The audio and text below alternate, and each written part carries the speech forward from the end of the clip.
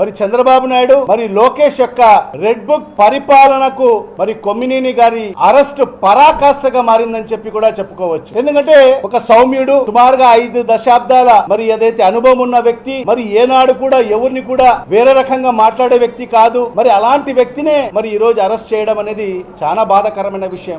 కేవలం ఒక diversion politics లో భాగంగానే. ఎందుకంటే ఈ సంవత్సరం కాలంలో చంద్రబాబు నాయుడు గారు ఈ కూటమి ప్రభుత్వం ఏర్పాటై ఈ రోజు రాష్ట్ర వ్యాప్తంగా ప్రజలందరూ కూడా ఎదురు చూస్తున్నారు. ఆయన ఇచ్చిన సూపర్ 6 హామీలు ఎప్పుడు అమలు అవుతాయి, ఎప్పుడు మనకు వస్తాయి అని చెప్పి ఈ రోజు వాళ్ళందరూ కూడా ఎదురు చూసే పరిస్థితి. తెలుగుదేశం పార్టీ నాయకులు ఎక్కడికి వెళ్ళినా కూడా నిలదీసే పరిస్థితికి వచ్చారని చెప్పి మరి ఈ రోజు మొన్న 4వ తేదీ వైఎస్ఆర్ కాంగ్రెస్ పార్టీ మా నాయకుడు శ్రీ వైఎస్ జగన్మోహన్ రెడ్డి గారి పిలుపు మేరకు వెన్నుపోటు దినంగా మరి ఆ రోజు పరిగణిస్తూ మరి పెద్ద ఎత్తున అన్ని నియోజకవర్గాల్లో కూడా బ్రహ్మాండంగా వేలాది మంది రైతు సోదరులు అయితేమి, విద్యార్థులు అయితేమి, యువత అయితేమి, మహిళలు అయితేమి అందరు కూడా పెద్ద ఎత్తున మరి ఆ ర్యాలీలో పాల్గొనడం వల్ల మరి ఆ ర్యాలీలన్నీ కూడా దిగ్విజయంగా కొనసాగించడం జరిగింది, విజయవంతమయ్యాయి. ప్రజల్లో ఒక మంచి సంకేతం వెళ్ళింది. ఈరోజు వైఎస్ఆర్ కాంగ్రెస్ పార్టీ ప్రజల పక్షాన ఈరోజు పోరాటం చేస్తుందని చెప్పి ప్రజలందరూ కూడా జగన్మోహన్ రెడ్డి గారి వైపు మళ్ళుతున్నారు, వైఎస్ఆర్ కాంగ్రెస్ పార్టీ వైపు మొగ్గు చూపుతున్నారని చెప్పి మరి ఈ రోజు